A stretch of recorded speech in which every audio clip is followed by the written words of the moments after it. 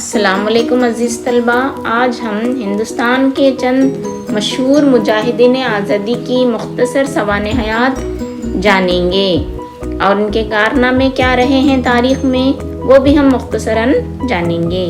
میں ہوں Samina Farzana, government junior college Sedam, ضلع گلبرگہ، اور آپ اس ویڈیو کو سوشل سائنس ورلڈ نامی یوٹیوب چینل پر دیکھ رہے ہیں۔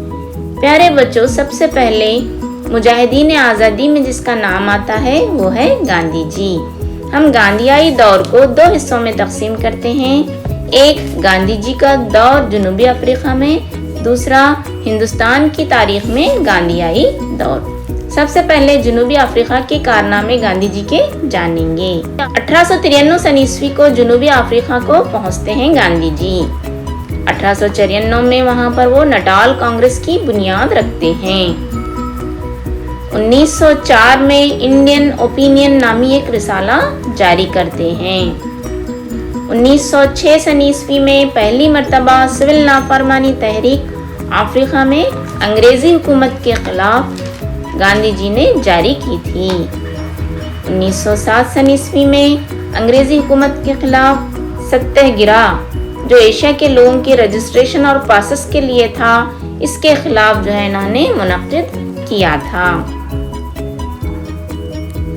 1908 میں جوہانسبرگ کی جیل میں انہیں قید بھی کیا جاتا ہے۔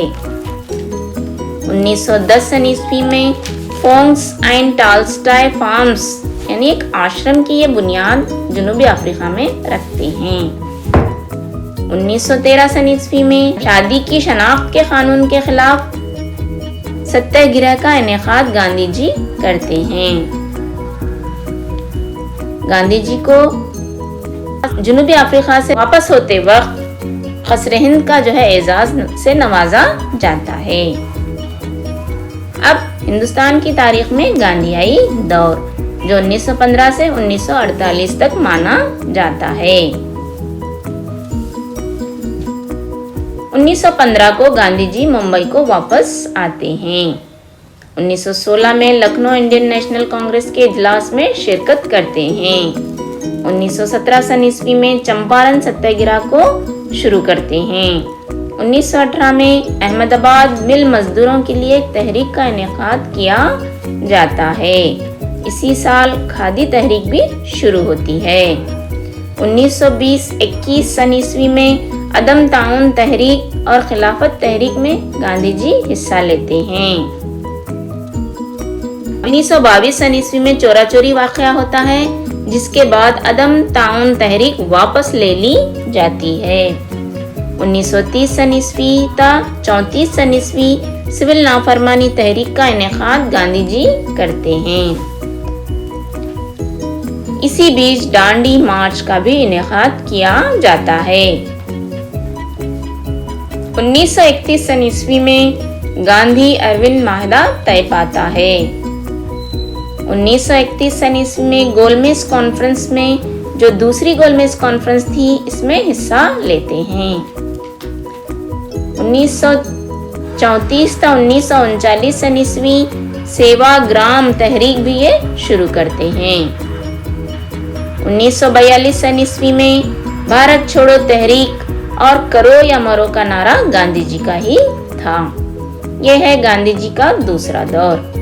اب ہم دیگر مجاہدین آزادی میں دادا بھائی نوروجی کے بارے میں مختصراً جانیں گے۔ انہیں جدوجہد آزادی کا بانی مانا جاتا ہے۔ 1906 میں سوراج کے لیے انہوں نے آواز بلند کی۔ سوراج کا مطلب ہے آزادی۔ 1892 میں پہلے ہندوستانی تھے جن کو برٹش پارلیمنٹ کے لیے چنا گیا۔ کانگریس کے اعتدال پسندوں میں ان کا شمار ہوتا ہے۔ 1886، 1893، پھر 1906 میں کانگریس کے صدر منعقد ہوتے ہیں۔ 1865 میں لندن انڈین سوسائٹی کا یہ قیام کرتے ہیں۔ 1867 میں ایسٹ انڈیا ایسوسی ایشن نامی ایک تنظیم قائم کرتے ہیں۔ ड्रियोन थ्योरी ऑफ वेल्थ पेश करने वाले दादा भाई नौरोजी थे। इसमें इन्होंने कहा था कि हिंदुस्तान की दौलत के सोते खुश्क हो रहे हैं, पूरी दौलत इंग्लिस्तान को मुंतकिल हो रही है। 1985-88 ये लेजिस्लेटिव काउंसिल के मेंबर भी होते हैं। Poverty and British role in India नामी एक किताब भी आपने लिखी है। बाल गंगाधर तिलक, इनका दौर 1920 से 1856 का माना जाता है। इनका नारा था स्वराज मेरा पैदाइशी हक है और मैं इसको हासिल करके रहूंगा। इंतहा पसंद लीडरान में इनका शुमार होता है। बाइकाट और स्वदेशी तहरीक में बाल गंगाधर तिलक ने फाल किरदार अदा किया है। तिलक ने मराठी जुबान में केसरी, अंग्रेजी जुबान में मराठा नामी अखबारात शाये किया करते थे। इसके साथ साथ आपने शिवाजी जयंती, गणेश महोत्सव जैसे मजहबी त्योहारात का आगाज किया। इनका मकसद ये था कि आम अवाम भी जद्दोजहद आज़ादी से जुड़ जाएं। 1916 में दोबारा कांग्रेस में ये शामिल होते हैं और 1917 ईस्वी में होने वाले होम रोल तहरीक में फ़आल किरदार अदा करते हैं। तिलक पर कई मर्तबा नुक्स अमन के मुकदमे चले थे और इनके वकील हुआ करते थे मोहम्मद अली जिन्ना। नुक्स अमन का मतलब है हुकूमत के खिलाफ बगावत। अब देखेंगे सुभाष चंद्र बोस।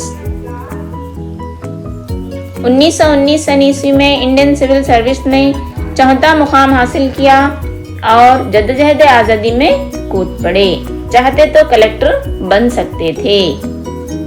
1921 ईस्वी में चित्तरंजन दास के साथ मिलकर स्वराज अखबार जारी किया। 1923 में इंडियन यूथ कांग्रेस के ये सदर बने। 1928 ईस्वी में इंडियन नेशनल कांग्रेस के सदर बनाए जाते हैं। 1939 ईस्वी में दोबारा कांग्रेस त्रिपुरा सेशन के सदर बनते हैं, मगर कांग्रेस और गांधी जी से नजरियात में इख्तिलाफात होने की वजह से अपनी अलहदा एक पार्टी कायम करते हैं। उस पार्टी का नाम फॉरवर्ड ब्लॉक पार्टी था। 1943 ईस्वी में आरजी आजाद हिंद हुकूमत सिंगापुर में ये कायम करते हैं। सुभाष चंद्र बोस का सबसे अहम कारनामा आजाद हिंद फौज का क़याम था, यानी इन्होंने एक मुसल्लह फौज अंग्रेजों के खिलाफ खड़ी की थी और सुभाष चंद्र बोस को नेताजी के लक़ब से जाना जाता है। 1943 ईस्वी में जापान से INA Indian national army Azad Hind फौज की ये क़यादत किया करते थे। अब देखेंगे अगले रहनुमा डॉक्टर BR अम्बेडकर।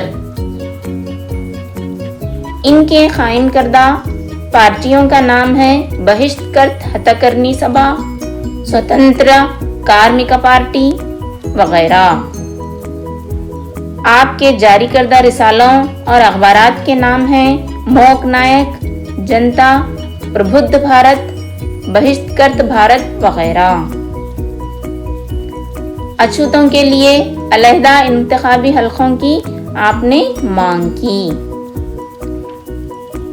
1932 ईस्वी में गांधी और अंबेडकर के दरमियान एक माहदा तय पाया जिसे पूना पैक्ट कहा जाता है। आज़ादी के बाद दस्तूर की मसूदा कमेटी के सदर बनाए जाते हैं।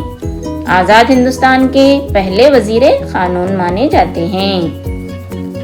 दस्तूरी चाराजोई ही दस्तूर की असल रूह है, यानी दस्तूर से होने वाले नुकसानात की चाराजोई, इलाज ही दस्तूर की असल रूह है। यानी जो भी कानून जो लोगों को तकलीफ पहुंचाते हैं उसको दोबारा से हल करना ही दस्तूर की रूह है, ये अंबेडकर का मानना है। हिंदू मजहब को आपने तर्क किया और बुद्ध मत इख्तियार किया। اس کی وجہ یہ ہے ہندو مذہب میں پایا جانے والا چھوت چھات کا نظام، ذات پات کا نظام، جس میں انسان کا انسان سے بھید بھاؤ کیا جاتا ہے، اسے انہوں نے ترک کیا اور بدھ مت اختیار کیا۔ صدیوں سے شودر جو طبقہ ہے وہ کافی پچھڑا ہوا اور تکلیف میں تھا، اس لیے انہوں نے ہندو مذہب کو ترک کیا۔ ڈاکٹر بی آر امبیڈکر کو ہندوستان کا سب سے بڑا اعزاز بھارت رتن سے نوازا گیا۔ سردار ولبھ بھائی پٹیل، یہ بھی مجاہدین آزادی میں ایک اہم نام ہیں۔ ان کے القاب ہیں سردار، مرد آہن اور ہندوستان کے بسمارک آف انڈیا۔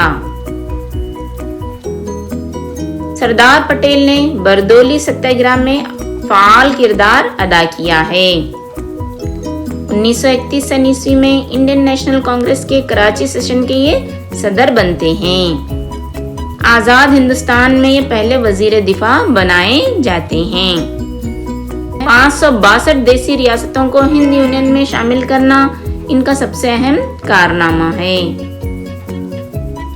دیسی ریاستوں کو راج دھن دینے کا وعدہ کر کے انہوں نے ہند یونین میں تمام دیسی راجاؤں اور نوابوں کی جو ریاستیں تھیں اس کو شامل کر لیا۔ حیدرآباد ریاست کو سردار پٹیل نے پولیس ایکشن کے ذریعے حاصل کر لیا۔ انہیں بھی بھارت رتن ایوارڈ سے نوازا جاتا ہے۔ 31 اکتوبر کو ان کے پیدائشی دن کو نیشنل یونٹی ڈے کے طور پر منایا جا رہا ہے۔ مولانا ابوالکلام آزاد، ان کا پورا نام مولانا سید ابوالکلام غلام محی الدین آزاد تھا۔ 11 نومبر 1888 عیسوی میں مقدس ترین سرزمین مکہ معظمہ میں پیدا ہوئے۔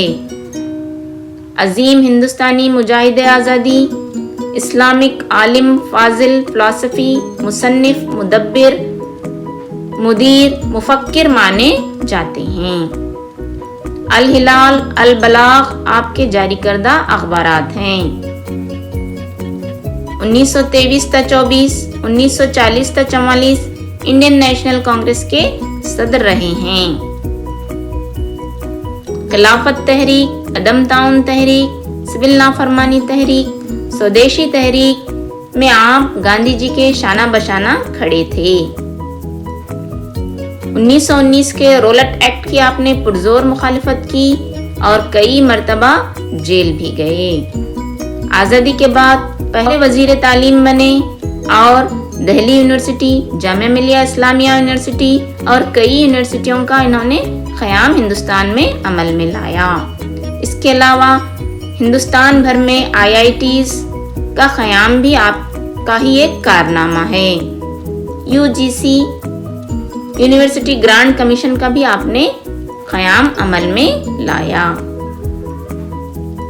مولانا آزاد کو ہندو مسلم اتحاد کے حامی مانا جاتا ہے۔ 1992 عیسوی میں آپ کو بھارت رتن ایوارڈ سے نوازا گیا۔ پنڈت نہرو 14 نومبر 1889 میں پیدا ہوئے اور آپ کے پیدائشی دن کو یوم اطفال کے طور پر مناتے ہیں۔ چاچا نہرو آپ کا لقب تھا۔ 1920 میں عدم تحریک تعاون سے جدوجہد آزادی میں کود پڑتے ہیں۔ 1929 کے لاہور کانگریس کے اجلاس کی صدارت کرتے ہیں اور مکمل آزادی کا نعرہ دیتے ہیں۔ سوشلسٹ کمیونسٹ نظریات کے یہ حامی تھے۔ آزادی کے بعد پہلے وزیر اعظم بنائے جاتے ہیں اور ہندوستان کے جدید معمار کی حیثیت سے آپ کی شناخت ہے۔ ان کے دور میں دیسی ریاستوں کا ہند یونین میں الحاق ہوتا ہے، لسانی بنیاد پر ریاستیں تشکیل پاتی ہیں، 5 سالہ منصوبے ہندوستان میں جاری ہوتے ہیں، صنعتوں کی ترقی ہوتی ہے۔ غیر جانبدارانہ خارجہ پالیسی نہرو کی سب سے اہم دین ہے۔ آپ نے چین کے ساتھ پنچشیل اصول اور دنیا کے ساتھ ناوابستہ تحریکات کا آغاز کیا ہے۔ اسی طرح چند مشہور مجاہدین آزادی میں ہم محمد علی جناح کا نام بھی شامل کرتے ہیں۔ 1906 میں وہ انڈین کانگریس کے ممبر بن جاتے ہیں اور دادا بھائی نورو جی کے پرائیویٹ سیکریٹری کی حیثیت سے خدمات انجام دیتے ہیں۔ جب بال گنگادھر تلک پر نقص امن کے مقدمے چلتے ہیں تو آپ ان کی پیروی کرتے ہوئے ان کے وکیل بن جاتے ہیں۔ 1916 میں ہونے والے ہوم رول لیگ میں آپ فعال کردار ادا کرتے ہیں۔ محمد علی جناح کی کئی تقاریر ہندو مسلم اتحاد پر پائی جاتی ہیں۔ تینوں گولمیز کانفرنس میں محمد علی جناح نے حصہ لیا تھا۔ محمد علی جناح کا سب سے اہم کارنامہ مسلم لیگ کا قیام ہے۔ بعد میں محمد علی جناح نے 2 قومی نظریہ پیش کیا اور پاکستان کی مانگ کی اور پاکستان کے بانی مانے جاتے ہیں۔ تو یہ تھا آج کا سبق۔ میں امید کرتی ہوں کہ آپ نے اس سے فائدہ حاصل کیا ہوگا۔ اللہ حافظ، شکریہ، ہمیں اپنی دعاؤں میں ہمیشہ یاد رکھیے گا۔